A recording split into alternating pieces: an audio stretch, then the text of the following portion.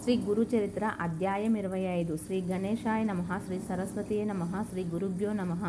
శ్రీ గురుడు అక్కల్కోట స్వామిలాగా విద్యాగాంధర్వులైన పండితులకు గర్వభంగం చేయడానికి అంత్యజుని చేత వేదం చదివిస్తారు. ఈ కుపండితులు వేద విప్రనిందలో యవనరాజు చేతిలో కీలుబొమ్మలయ్యారు. వీరిని నిగ్రహించడానికి సన్యాస ధర్మం ఆక్రమించి శాస్త్రవేదంలో వారి నోడించనున్న లేదో తెలియని శిష్యుని కోరికపై శ్రీగురుడు తన ఆశ్రమ ధర్మం అతిక్రమించిన కుండనే వారిని నిగ్రహించడం వారి ధర్మ దక్షతకు సర్వసమర్థకు నిదర్శనం. అట్టి ధర్మ సందేశం కలిగిన సచ్చి శిష్యుడు సద్గురువుకు శరణు పొందాలని సూచన. ఎంతో సోత్రయాత పాండిత్యము కూడా ధనకీర్తి కాంక్ష వలన వ్యర్థమే కాక అరిష్టప్రదమని తెలియాలి. సమర్థ సద్గురు సంగమం వలన గాని సోత్రయత పాండిత్యం సార్థకంగా వన్నమాట. అంతేకాదు నిజమైన సద్గురు భక్తుడు సద్గురువు కూడా దృష్టులెంత రెచ్చగొట్టిన కూడా తామే ప్రమాణమని పలికి ఋషి శ్రోక్తమైన శాస్త్రమే ప్రమాణమని చెప్పి దానినే సామాన్య సాధకుని వలె శ్రద్ధతో పాటిస్తారు. సద్గురువు చెప్పిన వేదశుద్ధి రూపమైన ఈ 25, 26, 27 అధ్యాయాలు పాఠకులకు పవిత్రతను, నిరంకారాన్ని, సద్గురువుపై భక్తిని పెంపొందిస్తుంది. అటుపైన శ్రీగురుడు చేసిన దివ్యలీలను వినిపించమని ప్రార్థించిన నామధారకునితో సిద్ధమునిలా చెప్పారు. ఒకప్పుడు వైడూర్య నగరంలో ఒక ముసల్మాను పరిపాలిస్తుండేవాడు. అతడు హిందూ మత ద్వేషి, ఎంతో కఠినాత్ముడు. అతడు తన రాజ్యాంగంలో గల వేదాంగ పారంగతులైన పండితులను నిర్బంధంగా తన దగ్గరకు రప్పించుకొని తన ఎదుట వేదమంత్రాలు చదివించి వాటి అర్థాలు చెప్పమని శాసిస్తుండేవాడు. అందుకు అంగీకరించని వారికి ధనాశ చూపిస్తుండేవాడు. అయినప్పటికీ కొందరు శిష్టచరపరులు అలా చెయ్యడము తమ వల్ల కాదని చెప్పి నిరాకరించేవారు. కొందరు నికృష్టులు మాత్రం అతడిచే సంభావనలను ఆశించి వైదిక ధర్మాలకు విరుద్ధంగా అతని ఎదుట వేదార్థం చెప్తుండేవారు. యజ్ఞకాండంలోని అంశాలు వారి నుండి విని ఆ దృష్టుడు యజ్ఞాలలో పశుహింస చేసే బ్రాహ్మణులు, ఇతరులు చేసే జీవహింసను నిందించడం తగదని అవహేళన చేస్తుండేవాడు. అలా వేదార్థం చెప్పిన వారికి తన చేతికొచ్చినదంతా సంభావనలు ఇస్తుండేవాడు. ఆ సంగతి విని ధనాశపరులు ఎందరో అతని మెప్పును కోరి అతని వద్దకు తమకై తామే వచ్చి వేదార్థం చెప్పసాగారు. ఒకనాడు ఉత్తరాది నుండి వేద పండితులైన బ్రాహ్మణులిద్దరు వచ్చి ఆ రాజును దర్శించి, రాజా, సకల విద్యల్లోనూ మాకు సాటి అయిన వారు ఎక్కడా లేదు. మేము దేశంలోని పండితులను శాస్త్రవాదంతో ఎదుర్కొని జయించడానికి బయలుదేరాము. మీ రాజ్యంలో మాతో వాదించగల విద్వాంసులు ఎవరైనా ఉంటే పిలిపించండి, మా ప్రతిభ నిరూపించగలము అన్నారు. పరాయి మతాన్ని కించపరచడానికి మరొక మంచి అవకాశం లభించిందని తలచి ఆ రాజు వెంటనే నగరంలో దండోర వేయించి నాటి మధ్యాహ్న సమయ ఏర్పాటును చేయించి ఆ పండితులను వాదంలో ఓడించే వారికి గొప్ప బహుమతులు ఇవ్వగలమని, ఓడిన వారిని దండించగలమని ప్రకటించారు. అటువంటి బహుమానాలను ఆశించి మన వేదశాస్త్రాలను ఆ దృష్టుల ఎదుట వల్లించడం ఇష్టపడని శిష్టాచారులు కొందరు తమకంతటి సామర్థ్యం లేదని చెప్పి తప్పుకున్నారు. మరికొందరు నిండు సభలో తమకు అవమానం జరుగుతుందని భయపడి ముందుకు రాలేదు. వీరంతా ఆ కుపండితులకు జయపత్రాలు వేయక తప్పలేదు. అప్పుడు రాజు ఆ కుపండితులిద్దరికీ వస్త్రాలు, ఆభరణాలు, భారీ ఎత్తున కానుకలు, బహుమానాలు ఇచ్చి ఏనుగులు ఎక్కించి మేళతాళాలతో ఊరేగించాడు. వారికొక అగ్రహారం కూడా ఇచ్చాడు. వేద పండితులతో కించపరచడం ఆ రాజుకు వినోదమైంది. అంతటితో ఆ పండితులిద్దరూ మరింత గర్వించి ఆ నగరంలోనే విద్వాంసులందరినీ నోటికి వచ్చినట్లు దూషించసాగారు. ఒకనాడు వారు రాజుతో, అయ్యా, మా పాండిత్యం, మా ప్రతిభ ఇక్కడంతా తెలిసి పోవడం వల్ల ఇక్కడ మాతో వాదానికి ఎవరూ ముందుకు రావడం లేదు. కానీ వాదన లేకుండా మేము చేసే పరిశ్రమ వలన ప్రయోజనం ఏమిటి? కనుక మీరు సెలవిస్తే మేము ఈ రాజ్యమంతటా సంచరణ చేసి పండితులందరిలో వాదించగలము.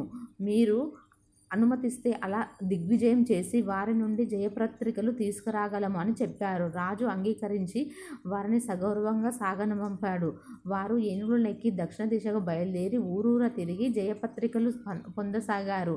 వాళ్ళిద్దరు ప్రజలు ప్రజల జయధ్వనులతో పర్యటిస్తూ ఒకరోజు కుమసి గ్రామానికి వచ్చారు. అతడి త్రివిక్రమ భారతి వేదంగ పండితుడని విని ఆయనకు దర్శించి, ఏమయ్యా, నువ్వు వేదాజ్ఞుడివైతే మాతో వాదించు, లేకుంటే ఓటమి అంగీకరిస్తూ మాకు జయపత్రమైన ఇవ్వు అన్నారు. అందుకు త్రివిక్రమ భారతి, అయ్యా, నాకు వేదం రాదు, వచ్చి ఉంటే నేను కూడా మీలాగే రాజ్య సన్యాసాలు అందుకుంటూ భోగాలు అనుభవించే వాడినే గదా. నేను ఈ అరణ్యంలో ముక్కు మూసుకొని కాలక్షేపం చేస్తున్న భిక్షువును. నాలాంటి వాడిని జయించిన మీకు వచ్చేది ఏమీ లేదు. మీరు నాతో వాదించడం కేవలం పిచ్చుక మీద బ్రహ్మాస్త్రం వేసినట్లే అవుతుందని చెప్పారు. ఆ పండితులు, అయ్యా, మాతో వాదించగలవారు మాకెక్కడ కనిపించలేదు, కనుకనే మాకు లెక్కలేనని జయపత్రాలు లభించాయి. అలాగే నువ్వు కూడా ఒకటి వ్రాసివ్వు, లేదా మాతో వాదించు అని పట్టుబట్టారు. అప్పుడు ఆ సన్యాసి, వీరికి గర్వం తలకెక్కింది, ఒళ్ళుపై తెలియకుండా సాటి పండితులందరినీ నిందిస్తున్నారు. వీరికి బుద్ధి చెప్పడానికి నా గురుదేవులే సమర్థులు, వారి దగ్గరికి వీరిని తీసుకుపోతానని ఆలోచించుకొని వాళ్ళతో ఇలా అన్నాడు, పండితోత్తమ్మలారా, నేను సర్వంత్రుడుగాను. గాంధర్వపురంలో మా గురువులు దేవులున్నారు. వారి ఆజ్ఞ తీసుకొని మీరు కోరినట్లే ఆ రెండిటిలో ఏదో ఒకటి చేయగలను. మీరు కూడా నా వెంట గాంధర్వపురానికి రండి. అందుకు ఆ మదంతులు అంగీకరించి గాంధర్వపురానికి బయలుదేరారు. త్రివిక్రమ భారతి వినయంతో కాలినడక వెళుతుంటే ఆ దృష్టులిద్దరూ ఏనుగు మీద కూర్చొని వెళ్తున్నారు. సాధు సత్పురుషుల వద్దకు అలా వెళ్ళడం వలన ఆయు క్షీణమవుతుందని శాస్త్రవాక్యానికి కూడా వాళ్ళు లెక్క పెట్టలేదు. గాంధర్వపురంలో మఠం చేరుకున్నాక త్రివిక్రమ భారతి శ్రీ గురునికి నమస్కరించి ఆనంద బాష్పాలు కారుస్తూ గద్గస్వరంతో ఆ కూపండితుల సంగతి విన్నవించి, పరాత్పర గుడ్లగూపం సూర్యుని చూడలేనట్లే అజ్ఞానాంధులు మెరుగులేరు. మీ చేత వారికి హితం చెప్పించడానికై వారిని ఇక్కడికి తీసుకువచ్చాను. ఈ మదందుల బారి నుండి నన్ను వేదధర్మాన్ని కాపాడండి. మీ ఆజ్ఞ కోసం వచ్చాను. మీరేది చెయ్యమంటే అదే చేస్తాను అని ప్రార్థించాడు. వాళ్ళు, మా కాలం వ్యర్థమైంది, ఇతడు జయపత్రం ఇవ్వడు, వాదభిక్ష ఇవ్వడు, మిమ్మల్ని ఇక్కడికి తీసుకువచ్చాడు కనుక మీ గురు శిష్యులతో ఎవరైనా ఆ రెండిట్లో ఏదో ఒకటి చేసి తీరాలి అన్నాడు. శ్రీగురుడు నవ్వుతూ ఆ దృష్టులతో ఇలా అన్నారు, అయ్యా, మీ వంటి వేద విధులను వాదించడం వల్ల కలిగే ప్రయోజనం ఏముంది? వాదంలో సాటి విప్రులను ఇలా పరాక్రమించినందువలన మీకు కలిగే లాభం ఏమిటి? యతులైన మాకు జయించడం వలన వచ్చే గౌరవము, ఓడినందువలన చిన్నతనం ఏమీ కలగవు.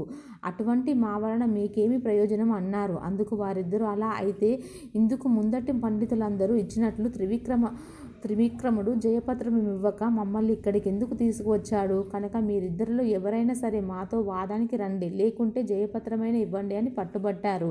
అప్పుడు శ్రీగురుడు నవ్వి, అయ్యా, వేదం సంపూర్ణంగా తెలుసుకోవడం బ్రాహ్మణులకే సాధ్యం కాలేదు. వేదాలు అపారమైనవి. అటువంటప్పుడు వేద విధులమని చెప్పుకోవడం విర్రవీగడమే అవుతుంది. ఈ జయపత్రికల వల్ల ప్రయోజనం ఏమున్నది? మా మాట విని ఇకనైనా ఇలాంటి ప్రగల్భాలు మానండి అన్నారు. అప్పుడు వాళ్ళు రోషంతో, అయ్యా, మా సామర్థ్యం తెలుసుకోకుండా వ్యర్థంగా మాట్లాడవద్దు. మేము సాంగోపనంగా వేదమంతా నేర్చుకున్నాము. మమ్మల్ని మించిన వారు ఎవరు లేరన్నారు. శ్రీ దత్తాయ గురువే నమః. శ్రీ శ్రీపాద శ్రీ వల్లభాయ నమః. శ్రీ నరసింహ సరస్వతియే నమః. శ్రీ గురుచరిత్ర అధ్యాయం 26. శ్రీ గణేశాయ నమః. శ్రీ సరస్వతియే నమః. శ్రీ గురుభ్యో నమః. నామధారకుడు పట్టరాని ఉత్సాహకతో, స్వామి, శ్రీగురుడు విద్యావంతులైన ఆ మూర్ఖులను ఎలా సమాధానపరిచారు అని అడిగాడు. అందుకు సిద్ధముని ఇలా చెప్పారు. శ్రీగురుడు కొంచెం తీవ్రమైన కంఠంతో ఆ మూఢులకి ఇంకా బోధించారు. నాయనల్లారా, మీరు ఈ విధంగా మాట్లాడడం దుస్సాహసమే అవుతుంది. ఎవరైనా వేద విధి తులమనుకోవడం దురహంకారమే. వేదాల లక్ష్యంగా పరమార్థమే కానీ ధనము, కీర్తి, అహంకారము కావు. సమదర్శనమే పండిత లక్షణము. నిజానికి వేదాలను సంపూర్ణంగా తెలుసుకున్న వారెవరూ లేరు. వేదము అత్యంత రహితము, అపారము. దాన్ని పూర్తిగా తెలుసుకోవడం బ్రహ్మదేవునికే సాధ్యపడలేదు. పూర్వం భరద్వాజ మహర్షి వేదాన్ని సంపూర్ణంగా అధ్యయనం చేయదలిచి బ్రహ్మచర్యం అవలంబించి బ్రహ్మదేవుని వరంతో 3 సార్లు దీర్ఘాయు పొందాడు. 4 యుగాలు 5,000 సార్లు పునరావృతమైతే బ్రహ్మకొక పగలు. అటువంటి పూర్వం భరద్వాజ మహర్షి బ్రహ్మచర్యంతో 3 బ్రహ్మదినసలు గురువుని వద్ద వేదం నేర్చడానికి తలచక తపస్సు చేస్తే బ్రహ్మ సాక్షాత్కరించి వేదం పూర్తిగా నాకే తెలియదు, నీకు వేదరాశిని చూపుతాను చూడు అని చెప్పి కోటి సూర్యుల కాంతితో వెలిగిపోతున్న మేరు పర్వతం వంటి అపారమైన వేదరాశులను చూపాడు. భరద్వాజుడది చూసి భయపడి, అయ్యో, నేను ఇంతకాలం పఠించిన వేదమంతా కలిసి ఇందులో ఒక పిడికడైనా లేదు. వేదమంతా అధ్యాయం చేయడం ఎన్ని కల్పానికైనా సాధ్యమవుతుందా అని తలచి, నాకు అవసరమైనదే మీరు నిర్ణయించి ప్రసాదించండి అన్నాడు. అప్పుడు బ్రహ్మ అనంతమైన ఆ వేదరాశి నుండి 3 పిడికెళ్ళు తీసి అతనికి ప్రసాదించి, ఇదంతా అధ్యాయము చేసేంత వరకు నువ్వు జీవించుతూ కాక అని వరమిచ్చినాడు. కానీ ఆ 3 పిడికెళ్ళ వేదం అధ్యాయం చేయడమే అతనికి ఇంతవరకు పూర్తి కాలేదు కనుక సాక్షాత్ నారాయణుడే బాధరాయనుగా అవతరించి వేదాన్ని 4 భాగాలుగా విభజించి వాటిని పైలుడు, వంశంపాయనుడు, జైమిని, సుమంతుడు అని శిష్యులకు ఒక్కొక్క వేదం చొప్పున తెలిపాడు. వారు కల్పాంతం వరకు అభ్యసించి కూడా వాటిని పూర్తిగా తెలుసుకోలేకపోయాడు. అటువంటప్పుడు అల్పాయుషులైన మీరు 4 వేదాలను సంపూర్ణంగా అధ్యాయం చేశామనుకోవడం ఎంత తెలివి తక్కువ. వేదమంతా నేర్పగలవడం ఏ ఒక్కరికి సాధ్యం కాదు. కనుకనే వ్యాసుడు దాన్ని 4 భాగాలుగా విభజించారు. ఋగ్వేదాన్ని పైలుడనే శిష్యునికి బోధించి దాన్ని ధ్యానించడానికై దాని గురించి ఇలా చెప్పారు. ఋగ్వేదానికి ఉపవేదం ఆయుర్వేదం, ఆత్రేయస గోత్రం గాయత్రి చందనం. ఋగ్వేదానికి అధిదేవత బ్రాహ్మ, ఎర్రని వర్ణము, తామర రేకుల వంటి కళ్ళు, సుస్పష్టమైన కంఠము, గిరజాల జుట్టు, వంక మీసము కలిగి 2 మూరల పొడవైన దేహం కలిగి ఉంటాడు. నీకు ఆ రూపాన్ని ధ్యానించు. దీనిలో చర్చ, శ్రావకము, చచ్చాంకము, శ్రావణీయపారము, క్రమపారము, జట, రథక్రమము, దండక్రమము అనే భాగాలున్నాయి. ఆ క్రమం ప్రకారమే దానిని పారాయణం చెయ్యాలి. ఈ వేదానికి అశ్వలాయని, సాంఖ్యయాని, శాకల, భష్కల, మండుకేయులనే 5 శాఖలున్నాయి. వాటిని ఆనాడు వ్యాసుడు పైలుపునికి చెప్పాడు. కానీ ఈనాడు వాటిని సంపూర్ణంగా చదివిన వారెవరు? తర్వాత వ్యాసమహర్షి తన 2వ శిష్యుడైన వైశంపాయునికి యజుర్వేదం చెప్పి దాని లక్షణాలు ఇలా చెప్పారు. యజుర్వేదానికి ఉపవేదం ధనుర్వేదము. భరద్వాజ గోత్రము త్రిష్ట ఛందస్. దీనికి రుద్రుడు అధినేత. సన్నగా ఉండి చేతిలో కపాలం ధరించి సుమారు 5 మూరలు పొడవున్న తామ్రవర్ణ శరీరం కలిగి ఉంటాడు. దీనికి గల 85 శాఖల్లో ఇప్పుడు 18 మాత్రమే మిగిలి ఉన్నాయి. యజుర్వేదము యజ్ఞ విధానాన్ని విశేషించి వివరిస్తుంది. మంత్ర బ్రాహ్మణ సంహిత అనేది దీనికి మూలం. ప్రతి పదం, అనుపదం, ఛందస్సు, భాష, ధర్మము, మీమాంస, న్యాయము, తర్కము అనే 8 దీనికి ఉపాంగాలు. శిక్షకల్పము, వ్యాకరణము, నిరుక్తము, ఛందస్సు, జ్యోతిష్యం అనే 6 అంగాలు దీనికి ఉన్నాయి. ఇంత విస్తారమైన యజుర్వేదాన్ని వంశం పాయనానికి వివరించి చెప్పి వేదవ్యాసుడు 3వ శిష్యుడైన జైమునికి సామవేదాన్ని ఇలా వివరించాడు. దీనికి ఉపవేదము గాంధర్వము, విష్ణువు అధినేత, జగిచ్ఛందస్సు, కాశ్యప గోత్రము అని ధ్యేయమూర్తి. మెడలో పూలదండ, మొలకు తెల్లని వస్త్రము, చర్మము, దండము ధరించి 6 మూరల పొడవు కలిగి ఉంటాడు. ఆయన శరీర ఛాయ తెలుపు, శమము, దమము మొదలైన దైవీ సంపగలవాడు. సామవేదానికి 1000 శాఖలున్నాయి. ఇట్టి సామవేదాన్ని పూర్తిగా పఠించిన వారెవ్వరూ లేరు.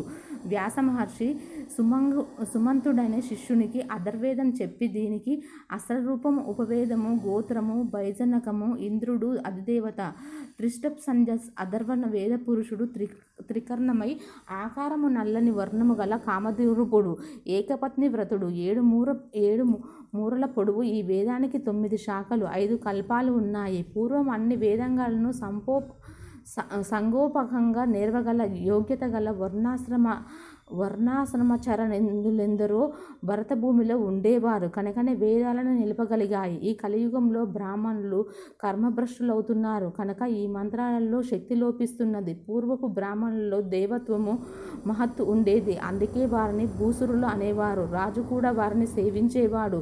వారు ఎంత ధనమిస్తారన్న లెక్క చేయక భోగాల పట్ల నిర్గుప్తులుగా ఉండేవారు.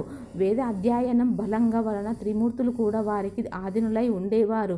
ఇంద్రాది దేవతలు కూడా వారిని సేవిస్తుండేవారు. మాట మాత్రం చేత గడ్డి పరకను మేరుపర్వతంగాను, మేరుపర్వతాన్ని గడ్డిపరకంగా మార్చి వేయగలిగి ఉండేవారు. జాగతంత్ర దేవతలను ఆధీనము. దేవతలందరూ మంత్రాలని బ్రాహ్మణుల అధీనంలో ఉండేవి. వారిని విష్ణువు కూడా పూజించేవాడు. కానీ ఈ కలియుగంలో బ్రాహ్మణులు ధనాశతో హీనులకు లొంగి మ్లేచ్చుల ఎదుట కూడా వేదం చదువుతున్నారు. అట్టివారి ముఖమైన చూడకూడదు. అటువంటప్పుడు మీరు వేదవేదత్వములమని విర్రవీగుతూ దిగ్విజయులందరినీ ఈ విధంగా అవమానించడం వలన మీకు ఒరిగేదేమిటి? మీకు ఇట్టి దుస్సంకల్పాన్ని ప్రేరేపించేదెవరు? మిమ్మల్ని మీరు పొగుడుకొని జయపత్రాలు పోగు చేసుకోవడమే కాక త్రివిక్రముని కూడా జయపత్రికని ఇవ్వమంటున్నారే. ఇలాంటి దురహంకారాలతో లేనిపోని కష్టాలు కొని తెచ్చుకోవద్దు. ఇకనైనా మా మాట విని మీరు వెళ్ళండి అన్నారు. కానీ ఆ మూర్ఖులు తన పట్టుదల వదలక వాదమైన చెయ్యమని లేక జయపత్రికమైన ఇవ్వమని కోరారు. శ్రీ దత్తయ్య గురువే నమః. శ్రీ పాద శ్రీవల్లభాయ నమః. శ్రీ నరసింహ సరస్వతియే నమః.